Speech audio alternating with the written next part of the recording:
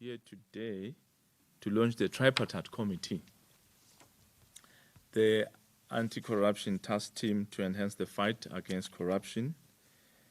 The task team will comprise the deputy, the DPP, the Director of Public Prosecutions, the National Commissioner of Police, and the Commissioner of the Anti-Corruption Commission.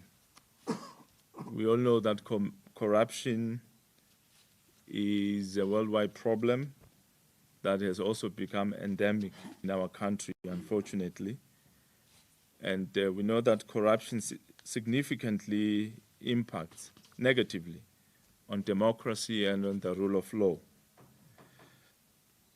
When power is utilized for political gain, the political system loses credibility and justice cannot prevail. Corruption undermines our progress as a nation and impacts negatively on service delivery, on human and socio-economic development, on job creation, and virtually it impacts negatively on all the objectives and the goals that have been given to us as the new government to implement, given to us by CIBAL. It also wears down investor confidence. Government has therefore committed itself to zero tolerance to corruption and has committed itself to fighting corruption in all sectors of society and of the economy. Some of the causes of corruption are greed, and there's a lack of values and integrity, and still others are poverty and bureaucracy and inefficiency in administration structures. And all these must be dealt with concurrently. The launch of this task team is a positive step towards promoting accountability, transparency, and good governance, in line with the policy direction that was so clearly articulated in the speech from the throne by His Majesty King during the official opening of Parliament.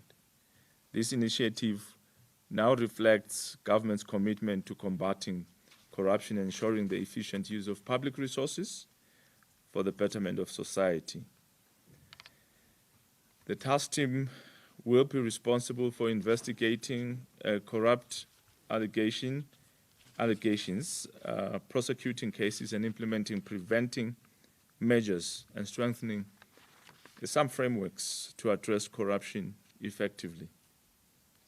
The team will immediately deal with existing cases of corruption that have been reported and will bring offenders to book with immediate effect, just as commanded by His Majesty in his address to Parliament.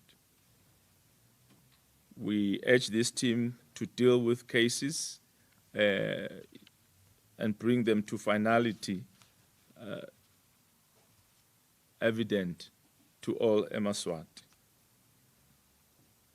The Director of Public Prosecutions is expected as well to prioritize corruption cases henceforth. The task team will report to the Prime Minister and work with the Minister of Justice and Constitutional Affairs. I urge the whole nation to work in tandem with this team as we fight this scourge.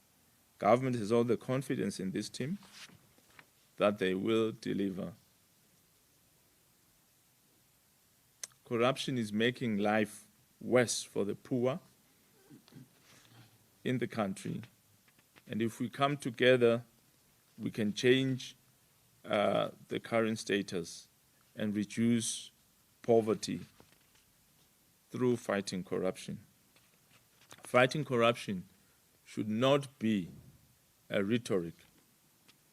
but it must be demonstrated by action and evidence that corrupt individuals are brought to book and are dealt with according to the law. Speaking about corruption only and doing nothing about it is worse than corruption itself, as it exacerbates, corruption. Because those who are corrupt gain confidence that nothing will be done to them. Hence, we are tasking this team to act decisively on corruption. We look forward to Bobabuli, kuthi babanjwe lihuka bangene ebhodweni. Siyabonga bekunene sicela ukuthi siyosebenza. Live lonke selinibukile. Nine leni bekelwe ukuthi niyosebenza lenzaba yenkohlakalo eveni. Siyabonga. Inkosi nibusise. His Excellency the Prime Minister walapha ekhaya Ndvunankhulu Miso Russell Dlamini tseka indzaba lenkhulu wetfulela sive i-tripartite task team letawukulwa nenkhohlakalo besinenzathele emsakato ke LinkedIn Gule lebeyilapha nje in presence nakwentekana ngomsebenzi omkhulu kangaka. LinkedIn, welcome ehlelweni eTindzabeni. Engabe ithini imibuto leniyibutile nitinsathele telive njengoba vele bekuyi-press briefing? Siyafusela Sifiso mhlawumbe singacela ngalo ukuthi nje ingonyama ivula iParliament ngalwesihlanu namhlanje ngomsombuluko sibona nje nankulu so announce lelibandla lelifaka lama agencies lamathathu atasebenza lenzaba enkohlakalo bekusoloke ikhona lenzaba ukuthi ukhona ACC but ke bekunalo ukuthi around ACC kwangazuthi utela matinyo siyakhumbula ke ijudgment leyaphuma eHigh Court khichwa ngu-Chief Justice lenda ukuthi ACC mhlambe angakhoni kuluma ngalendlela labhekeke ngayo. Sifunekele lokuva lokuthi ingabe kwekucala lelibandla lelisho ukuthi ACC seside level noma batawusebenzisana hand in hand. Uchazile ke Attorney General ukuthi cha ACC nanayo solukhona uyasebenza bonke lelibandla leli uthi tena akachaze amagama akhe just for smooth operation yale Tindzaba. Then they will report straight ehhovisini la Prime Minister. Then ke kulengcingwana lena yalomthetho usebenzisela igama legal phrase let's say obit detram. Usike nase siyamgooglisha ke siyathola ukuthi it is just a passing statement leside ibearing kuleyo case lesuke itekwa enkantolo. Lokusho singalama feature uthi nakakhipha leya judgment lebeyifaka the Minister waka Commerce Chief Justice bekungasho ukuthi i-decision yenkantolo nase siphinde siyahlola kuneligama lelithi incidental statement lokho siwakusho nje in passing bathi kude angeke kuze kusebenze kube i-precedent ngalelinye ilanga lokho ukuthi and again leyo ndzaba leyo li-office la DPP nakachaza ukuthi solo lafaka ke i-appeal lapho kafishane nje Sifiso Attorney General unikete maswati isiqiniseko ukuthi ACC unawo ematinyo takhona kusebenza. I know unakuhlangene tinsatheli kanye nalabo ke labasitisha mthetho tinsatheli tibe nawo leyo mibuto lesiyayisithi thina ngema difficult questions noma uncomfortable questions. Engabe ikhona imibuto leniyibutile particularly indzaba ukuthi kulabo babuli kukhona indaba mentioned njengoba nesilo semhlaba sivedile lokuthi labo babuli bacekela kakhulu intuthuko lapha even kufuna kube indzaba lesenjetwa ngemadubane. Kwashiwo Sifiso ukuthi mhlambe kufuna sibani nabani but now tawukhumbula emuva there are about over 200 cases lebeka assetshenzwa ngu-ACC at that time kuvelile ukuthi bataphinze bahlale phansi babuke strengths lawo macala lawo babuke ukuthi okay nanga lesingacala ngawo kuwasebenza and Prime Minister uyendile le emphasis ukuthi lihhovisi lobuke bashushisa uyacala ukuthi liwa prioritize nalo indzaba emacala enkhohlakalo nje khona mhlambe iminyaka lesitayibona yendeka going forward. Ngenye LinkedIn just to kubiyele emuva kancane siku appreciate maybe system of governance elive la kangwane ngitawufuna ku quota emagama isilo semhlaba ngalesihlanu uthi eMaswati have made their voices heard at Sibaya expressing frustration with the lack of tangible progress in addressing the issue of corruption. Shokso ukuthi this is a culmination of timvo leta mikiswa sive seMaswati esibayeni siteke ngonyama night fuma ngalesihlanu through the speech from the throne 2024 akube indzaba sivele senjetwa ngemasinyane engabe ungafuna ukuthini nje kulolu hlangothi siyakuthumisa Sifiso leyo ukuthi eMaswati mhlambe njengoba sibaya it is the highest advisory body yenkosi ifikile ngonyama ngalesitani yavele yakubeka njengoba yakubeka lenzaba yecorruption nangihulumende soyasebenza nyalo le siya Maswati afuna kuyokubona Sifiso kuyabanjwa ngilo sidithelo sivele labo labaganga kobabanjwa ngoba nathi uyakubuka lento itonke letinsaye lesinato letiningi in the health sector inzaba nje yenkohlakalo even na education sector nakhona kukhona kugangala kuye bese sekuyavela so we do hope ukuthi people will be held accountable njengoba inkosi yamemeta yes imvunankulu siyamuva lo ukuthi ubala nema causes LinkedIn labanga yona inkohlakalo lapha even qala nje uqale wathi it is endemic and it's a cause for concern lokusho ukuthi info lesiyenteka regularly wase uthi ke lama causes is greed ile core values poverty then it's bureaucracy and inefficiency of ema office lafuna sebente le Tindzaba ngifuna singene nakunali le poverty nanali la ka greed kakhulu ngabe what do you pick from that sentiment starting le grade probably uyakhanza ukuthi kune service lekudzinga ukuthi eMaswati ayayidzinga mhlambe ku institution X noma evisini lelitside but ke kuze le service angikubekisele ngemgwaco sifuna kwayo lemgwaco emayiwane but ke ukuthi le grade lo iphethe kufuna siqale sigcobise tandla kuze sakhone ku sit that is great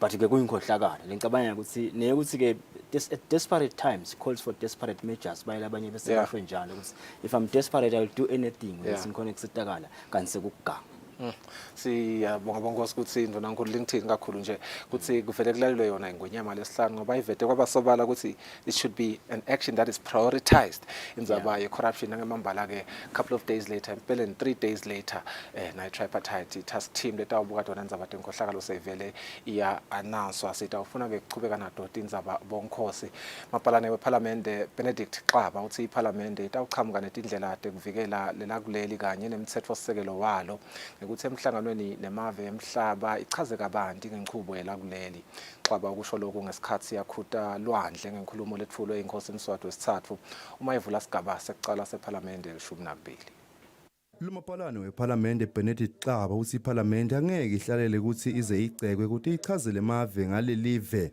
nyalo sithi sithatha iParliament siyise emaveni ekutheni nje uma emalungu eParliament njalo wade ukuthi sinemakomiti sine Pan African Parliament so lamalunga ePan African Parliament nawo atawutholwa ukuthi atika abantu ngeconstitution atika abantu ngale system yelive ukuthi makahambile ukuthi kunemhlangano wePan African Parliament bangamele ukuthi kuze kukhulume laba kodwa kufanele bentana kuthiwa ngema side meetings laba tawukhuluma khona ngeconstitution yelive bakhulume kakhulu ngale system yalo live bakhulume nje ngalo lonke le live kanjalo nalaba khona ekomidini kaIPU makunemhlangano bo Switzerland akufuneki nje ukuthi bahlonishwa baye bayohlala kodwa kufuneka abalungisana kuthiwa ngema side meeting nakhona ukuthi le kubo Geneva njalo sitawuya khona kulamalanga mabefika bawaqele emave la kupresentwa khona ngelive ukuthi Eswatini isebenta kanje tinkundla tisebenta kanje imonarchical democracy ishona kunanako labanye uyawubeve base Eswatini kude neconstitution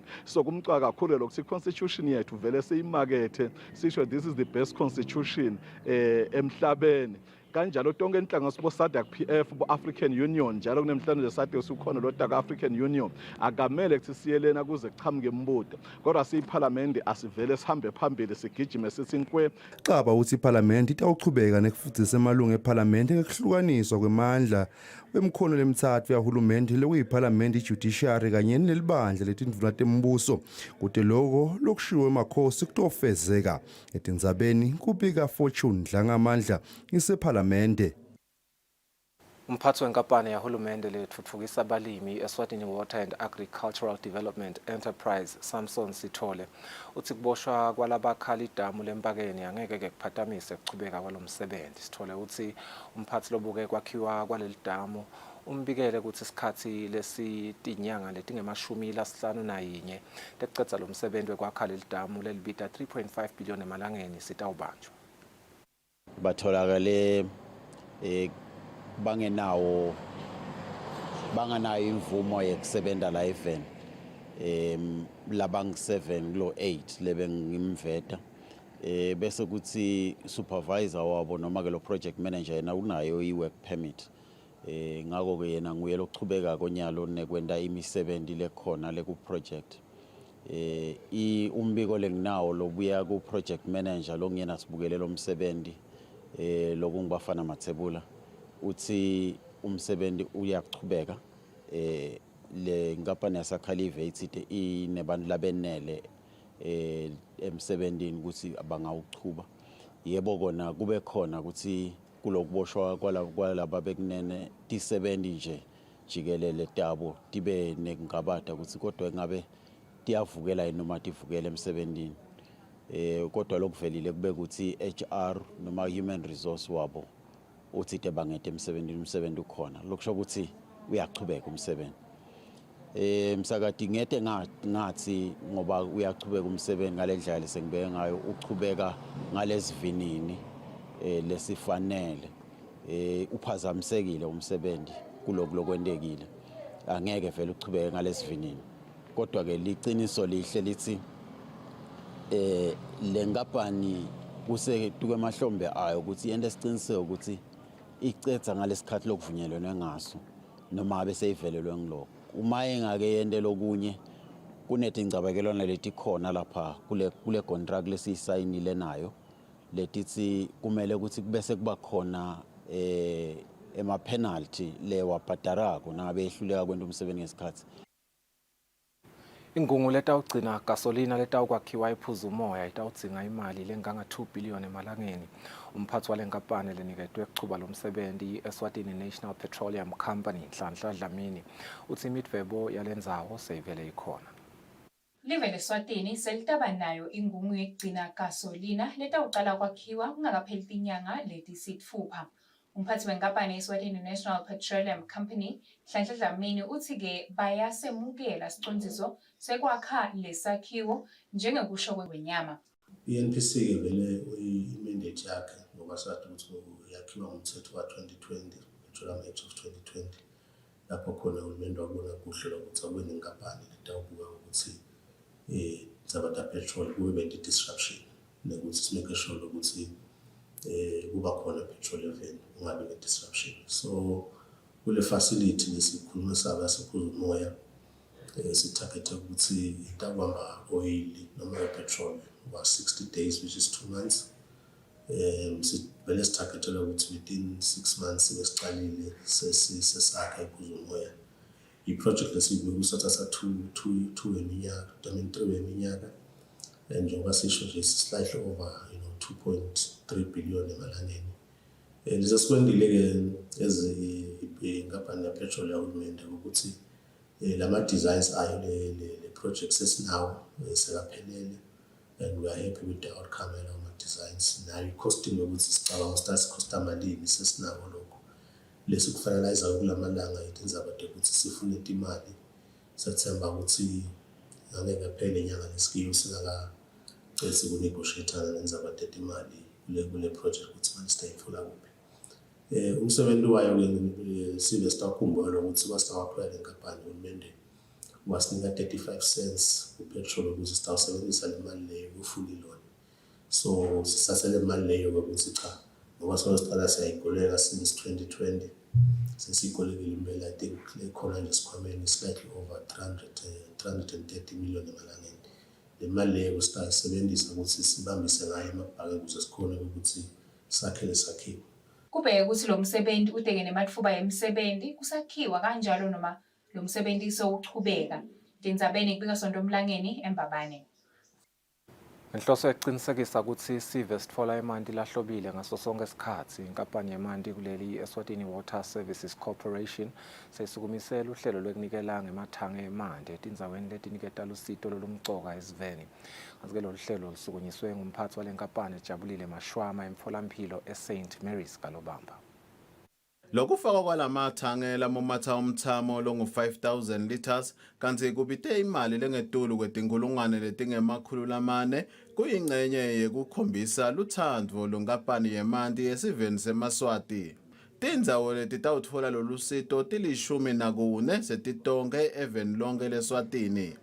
Umphathi walenkampani yemanti Jabulile Mashwama uyachaza. Sithi-ke sa-identify-ke emaklinikhi netikolwa kanye nema-neighborhood care points lapho khona sitawufaka khona emathangi emanti. Sibese siyawetha lawo mathangi emanti phindze siwaplambe ukuthi a-connect-e kule system yaleyo ndzawo kuze ukuthi nangabe kunewendeke ukuthi kube mhlambe kuhambe gesi mhlambe kubhubuke lipipe bangamise bamela ukuthi kuze kuyawulungiswa lokho but emanti babe nawo la ku-standby latawenda ukuthi umsebenzi uqhubeke emaswati aqhubeke atfole lusito. Siphathisiwe Dube longumphathi wabonesi emtholampilo iSt Mary's uthi lolu sito selitawenda umsebenzi wabo ube ngcono ngoba imandi yasatohlala akhona. Kuyatsengeka ukuthi lama patients atfole emanti kube khona emanti okugeza tandla sitokuvikela tigulane ukuthi tingabi khona tifo lebatithatha tisuka lakithi tiya kubo kanti bona mabeta kithi kufanele baphephe bavikeleke. Lolu hlelo lwalenkampani lufaka isandla lesibande ekuqinisekiseni ukuthi live leSwatini liyahlangabetana nemigomo wesithupha kuleyo yakamhlaba lothi emave emhlaba kufanele abe nemandi lahlobile netekuhlandeka lokukhonsile ngeminyaka wa-2030. Etindzabeni Eswatini TV ngumbongo Dube kalobamba. Kanjani labanye ndi bafisa kubona imbabane Swallows kanye nembabane Highlanders bese Green Mamba ibane Young Buffaloes. Abathanzi bemidlalo webhola emhlaba wonke baye bathanze kubona amaqembu lamakhulu kulelo live adlala emancamo imiqhudelwano lemikhulu kulelo live. Kanti-ke lokho kwahlukile kubathanzi bemidlalo webhola lapha ekhaya njengoba linyenti labo bafise kubona iqembu lembabane Highlanders litholana neqembu lembabane Swallows esigabeni sama-semi-finals endzebe yeNgwenyama Cup yalonyaka bese iGreen Mamba itholana neYoung Buffaloes. Highlanders Swallows. Forces to forces. Yeah. Stokwana sekuba lokhuluma kakhulu. No, ngifuna idabi. Ngifuna nje ngicela ukuyicela early nje. Sifuna idabi. We don't need the forces. Ngifuna iSwallows babana Swallows. Ngifuna iSwallows ngifuna idabi. Mayiphume. Ngafisa nje ukuthi iHighlanders idlale neSwati. Yeah. Ngifuna dibane nyano.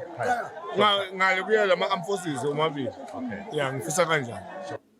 Kanti ngekusho kwabo labanye bebalandzeli nangabe lamaqembu lamakhulu asembabane atholana kuma-semi-finals linye litawendlulela esigabeni samancamo libe nelithuba lekuphakamisa le ndzebe.